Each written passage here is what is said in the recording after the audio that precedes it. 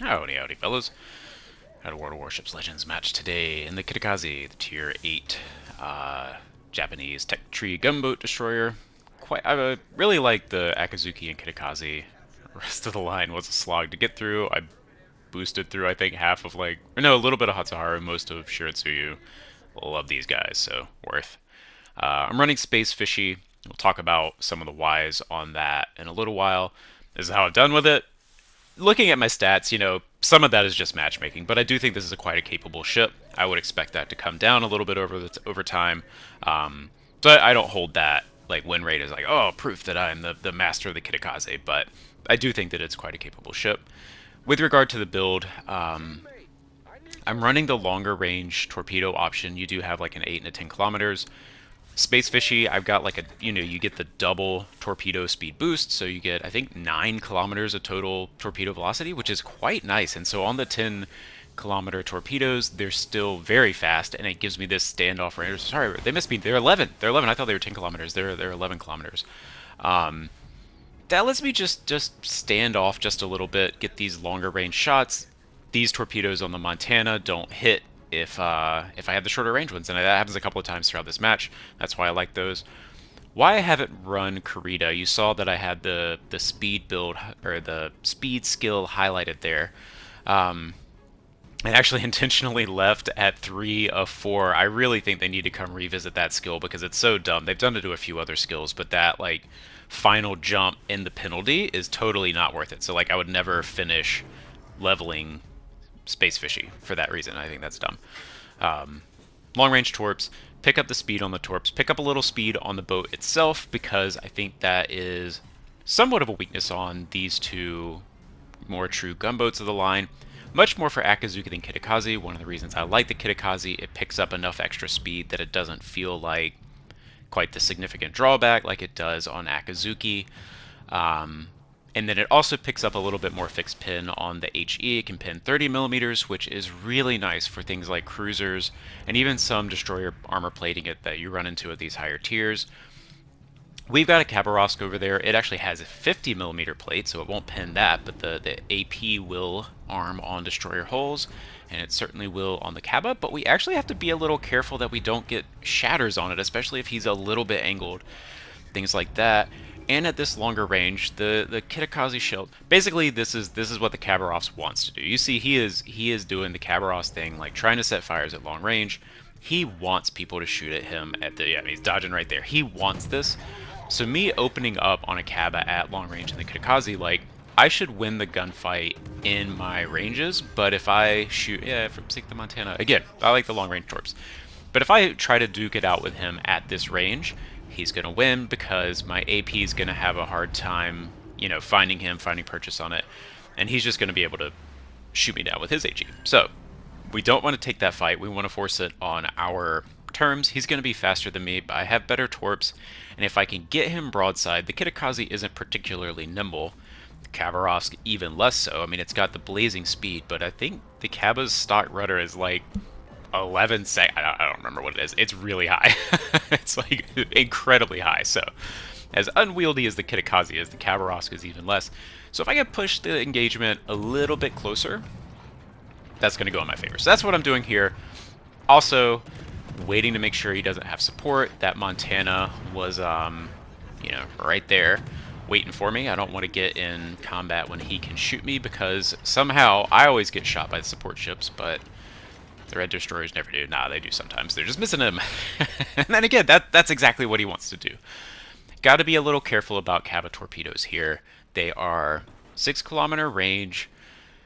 They're not fast, but they're super stealthy, and he gets 2x5 racks, and so they can cover quite a large area. And I've definitely been surprised by Khabarovsk torpedoes before, where it's they're so slow and stealthy that I think they're gone, and it's oh no, they're still coming. It happened to me in the Massachusetts video I put up the other day that it was a Fletcher. It's just sometimes those slow torpedoes, I just oh yeah, the torpedoes are done. I sank that destroyer a full minute ago or whatever, and it's oh crap, they're right there, they're still coming. So I'm always mindful of that about the Khabarovsk. I have been burned by that before. anyone else out there who may not be aware of that, like, just watch out for those Cabatorps.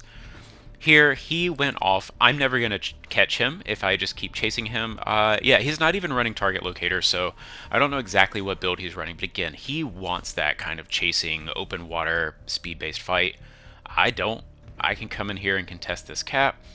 I've got a launch up.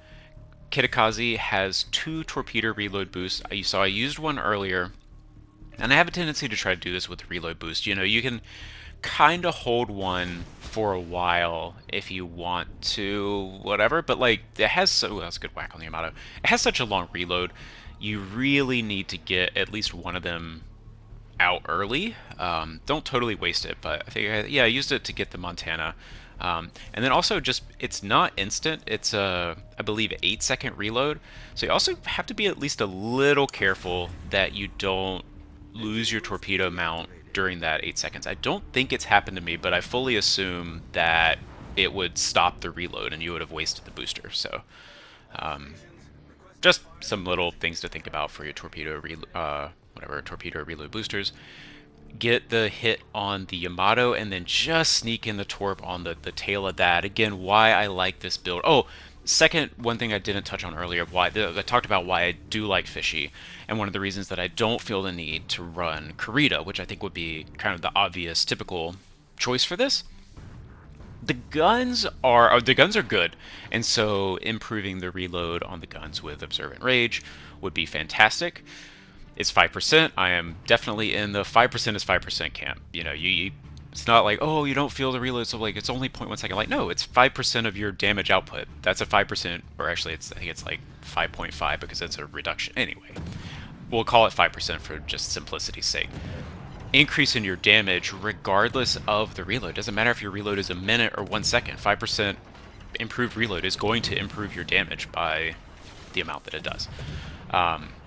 But the gun, there is that's the kind of theoretical damage output. There is a realistic kind of damage limitation to like how fast can I reliably get the shots off? How fast can I get all 4 of these turrets firing? Kitikaze is close to like my personal limit of realistically getting these guns out. You know, it happens to me in Friesland and Lucian. Some of the ships with reload boost, but that's a shorter burst, so that doesn't tend to be as... But I tried it with Kurita a little bit.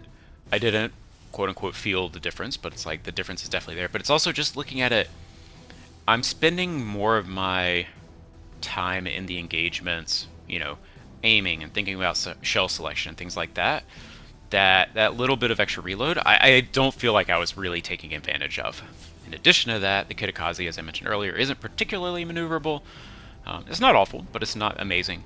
And the rudder penalty on Observant Rage, combined with the fact that I like the speed on Fishy, combined with the fact that I like the torpedo speed on Fishy, and just like all those things, I like this build. This is the one that I've kind of settled into. I ran it on Akazuki as well. Sometimes I feel the little slight bit of accuracy nerf on the guns, but I've also got, again, enough shells coming out that it doesn't really feel like it's a problem.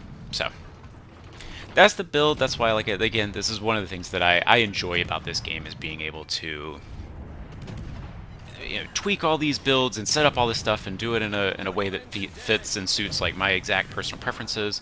Love it. Here, you saw a little bit earlier, and you're seeing it again now. Like, this is exactly why I didn't want to engage this Khabarovsk at long range. You know, he's low enough that I'm winning this engagement, but I think if we had taken this fight early on, and he honestly is likely running heal, I don't think he has smoked at all. That is exactly why I didn't want to engage him at range. His shells are going to keep velocity fast, like more at range. He's going to be faster and harder to hit.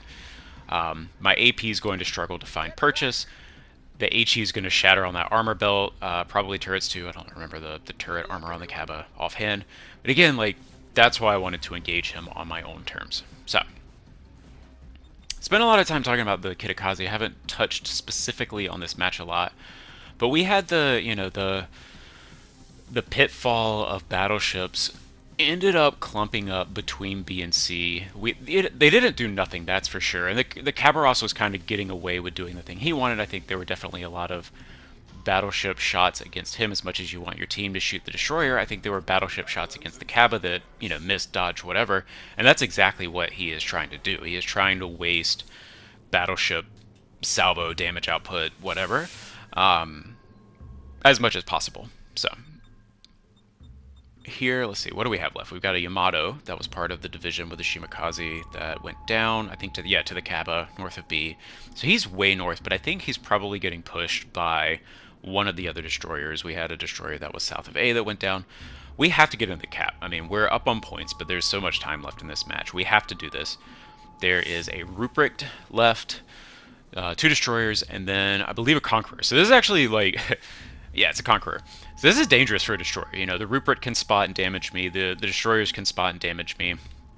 And Conqueror is always scary for a destroyer because he most likely has HE loaded, and it hurts. So I have to be really careful here, but I have to contest the cap. I don't have any other choice. Again, that's why caps are important. It's like your alternate win condition. So we're going to come in. It is contested. I don't know what it is, but he pops up right there. It's the Ruprecht. Hopefully he doesn't have sonar, but if he does, I'm positioning so I can try to get behind this part of the island as fast as possible. I don't think the Conqueror has a shot over the island to my left, but it might... oh, that looks like... I think the reload boost may not be 8 seconds. It may only be 4 or 5 on this one. It may have a slightly faster reload boost. I don't know the stats offhand. It hasn't ever actually happened to me, but it is just something to be a little bit aware of. If you're in the middle of a gunfight, pop your reload boost, like, you could lose the launcher. Launch those as we see the Ruprecht backing up, and hope that he's just going to have to get out of range of the Yamato, and then sure enough, he backs right into the Torps. I think I actually ran into that guy on Reddit the other day, so hello, what was it, LSI 1980, whatever it is? Yeah, LSI 1980. What's up, man? Pleasure chatting. Pleasure sinking you. But no, I mean, this is a hard-fought match, so I certainly don't begrudge that. Good game. And here, we've got our Vermont. In some way... while I was playing the match, I was kind of like, oh, he should just run away. But watching it back, I can kind of see what he may be doing. I'm going to kind of give him the benefit of the doubt, is that he's trying to position so that he can contest stuff in here. Yeah, he's telling me to get away. He knows, too. He's trying to position so that he can actually be in a spot to help if he needs to, but also protected from torpedoes by the island. I think that may be what he's going for. I don't know if that's exactly what I would have done in that instance, but if I kind of try to get, give him the benefit of the doubt, is like, he made a play intentionally by choice, not just like, I'm going. Like, that's what I can see. So, a little nervous that he's this close when there's 2 torpedo boats left because of Velosh and a Shimakaze, and we haven't seen them in a long time. I don't really know what their status is. I can see one's over here, but the most logical point for the other one to be is south of B. And if that guy took the long way around, like, he's going to have an angle on that Vermont. So, a little nervous, but I can also kind of see maybe what he's going for.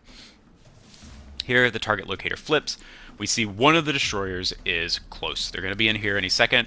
So I'm going to position to be heading away since, again, both of them are going to be launching torpedoes at me. They're not running target locators, so either they're like a dedicated gunboat Chad, maybe on the Velosh with no target locator and full damage build, or they're both, probably more likely, they're both running more dedicated torp builds, so I got to be on the lookout for that. So I want to kind of position, and then, yeah, we outspot the Shima.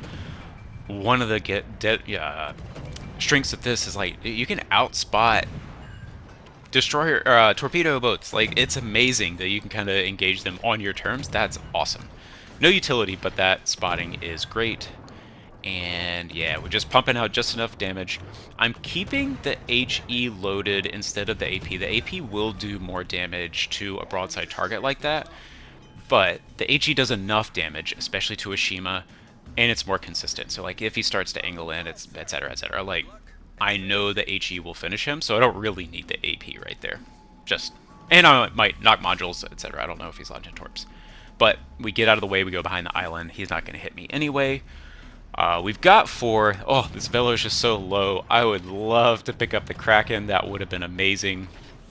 And you'll see, yeah, the Vermont takes a shot at him. And it's like, oh no, just like a sliver of health. But it's fine. We get out. Here again, If the Vermont goes down here, it's so stressful. Honestly, now I'm kind of going back. I wish he wasn't there. I wish he was further away. But we do manage to squeeze out the win. This was literally either after or before the Jutland game that I posted. 2 in a row where I'm just like, oh my gosh, guys. Hard carry, GG.